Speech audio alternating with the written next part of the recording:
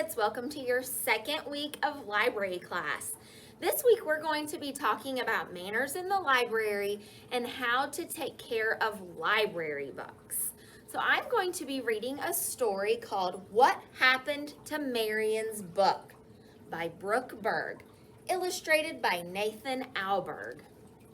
So we're going to learn a little bit about how to take care of library books and how to treat them with respect. And we're going to learn from Marion.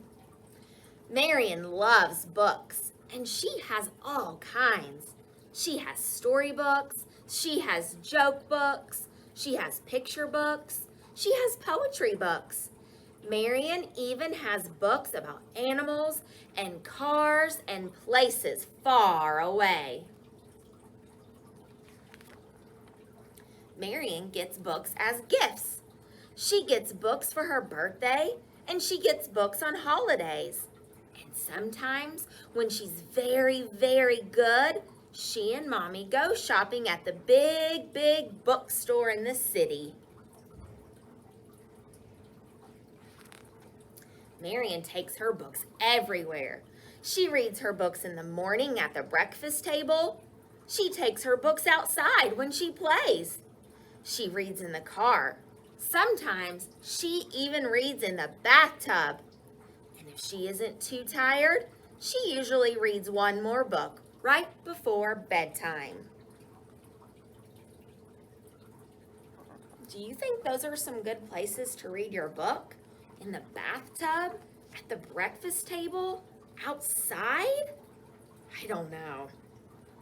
Nana says that after Marion finishes school, she will surely grow up to be a librarian.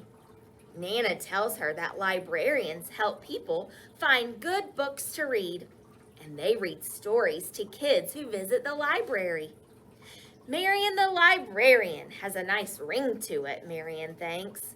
She can hardly wait to go to school so that she can grow up to be a librarian.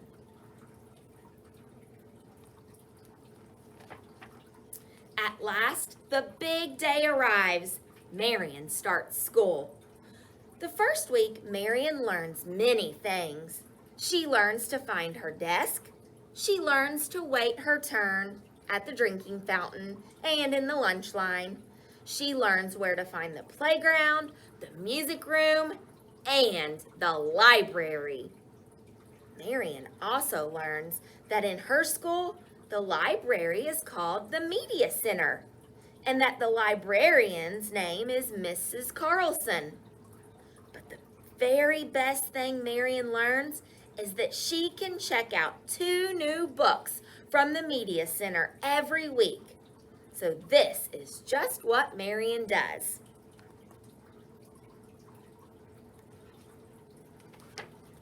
After school, Marion rushes home with her books. First, she reads one book and then the other. Later that evening, Mommy reads one book to her and Daddy reads the other.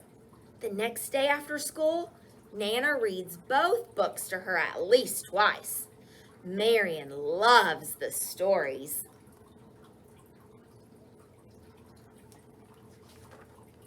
At breakfast on Saturday morning, Marion brings her books to the table so that she can enjoy them while she eats breakfast. And this is when Marion's book trouble starts. She is fixing her toast when, plop, she drops raspberry jam right on the book. At first, Marion isn't worried. She has spilled on her own books lots of times. She calls her dog. He licks and licks and licks the page until it isn't sticky anymore. Actually, now it's kind of slimy, but the red stain is still there.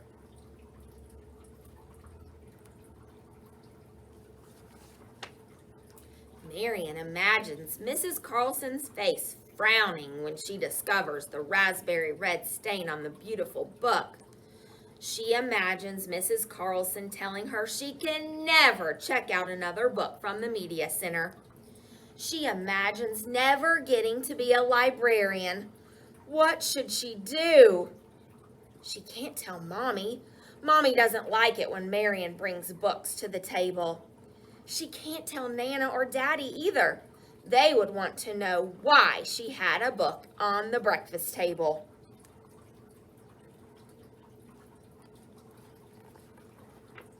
Marion thinks and thinks about how to get the stain out. She thinks about how she gets herself clean. This gives her a bright idea. She grabs the book and races to the bathroom. Maybe toothpaste will work. After all, toothpaste makes her teeth white and clean. Do you think toothpaste is a good idea? Marion spreads a thick line of toothpaste onto the raspberry red stain, then rubs it around. At first, it looks whiter, but no, the raspberry stain is still there.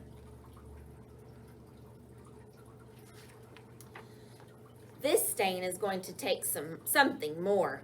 Marion thinks. She starts filling the bathtub. When Mommy knocks on the door and asks what Marion is doing, she truthfully says, taking a bath and reading. But the raspberry stain doesn't wash away in the bathtub, even when Marion adds bubble bath to the water. What do you think would happen to the pages when they get wet and soapy?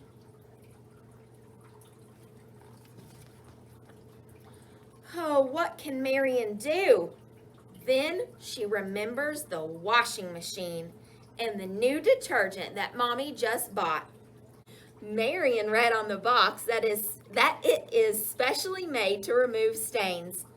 Marion knows this will do the trick.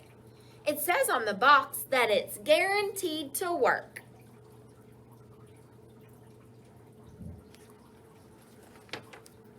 A short time later, Marion pulls the book from the washing machine, and there is nothing. The stain is gone, but so are the words and the pictures. The detergent washed everything away. Oh no! Marion knows that she can't return this book to the media center. No one can ever read this book again. Then Marion has another idea.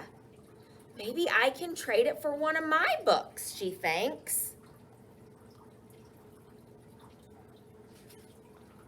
First, Marion pushes the book to the very back of her closet where no one will ever find it. Next, she looks through her books to find one that she can take to school instead. Marion knows that the book she brings in will have to be a very good one. She carefully looks through each book, pretending that she is Mrs. Carlson. The first book she chooses has some peanut butter on one of the pages. The next has a chocolate milk stain on two of the pages. The pages of another are dirty from the playground. Marion is surprised to see that every one of her books is dirty, torn, or has bent pages. Is it possible, she wonders, that she doesn't take good care of her books? Do you think Marion takes very good care of her books? I don't either. With tears in her eyes, she goes to her closet, digs the book out of its hiding place, and goes to find Mommy. Mommy and Daddy are disappointed with Marion. They tell her that she will have to return the ruined book to Mrs. Carlson. Marion will have to replace the ruined book.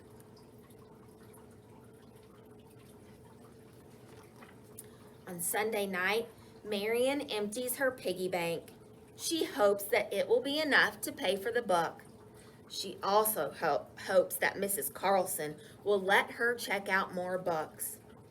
When Nana comes in to say goodnight, she reminds Marion of the good lesson she learned. Marion goes to sleep knowing she will never take her books to the breakfast table, out to play in the yard, or into the bathtub again.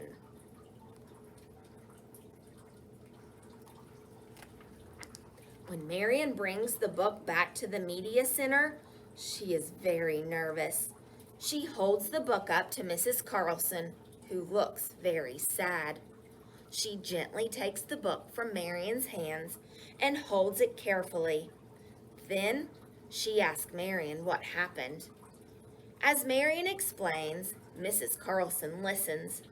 She asks Marion to explain what she will do differently the next time she checks out books from the Media Center.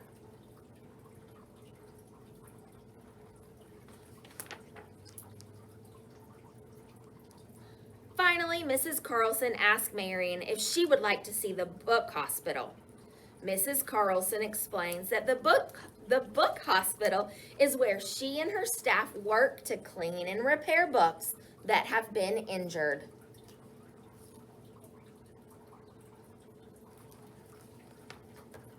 Before Marion leaves, Mrs. Carlson looks up the price of the book so that Marion can pay to replace it.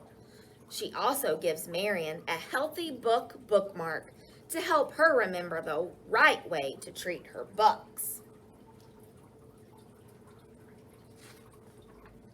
And of course, Marion finishes her visit by checking out 2 more books.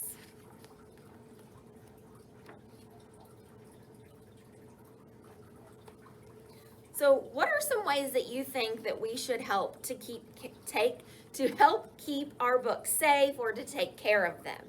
Do you think we should take them outside? No, we shouldn't take them outside. They can get dirty or wet. Do you think we could read our book sitting in a chair? Yes, that's a perfect place to read a book, in a nice comfy chair. Do you think we should eat or drink near our books? No, we should never eat or drink near our books. What about leaving our books on the floor or on a table that's low to the ground? Is that a safe place for your books? No, that's not a safe place because little brothers or sisters or pets could get a hold of your book, and they don't know how to take good care of books, so they might rip the pages or tear them out or even color or scribble in them.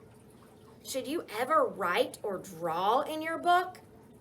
No, you should never write or draw in a book. Do you think keeping your book in your backpack or high up on a shelf would be safe? Yes, those are 2 safe places for your book.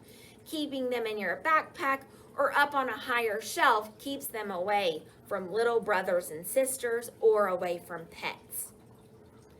So just remember, when you have a book from the library, make sure that you are taking good care of it so that when you return it, other people can enjoy the book as well. Also, just like Marion in this book, if you ruin a book or you lose a book, you have to pay for it so that a new one can be bought and be replaced. And if you have books checked out, you cannot get new books from the library until you bring those back. So these are books that you borrow. That means you borrow them for a little bit and then you bring them back again, and then you can get new books. So I hope you learned a little bit about book care and about using manners in the library. See you all next week for library class. Bye.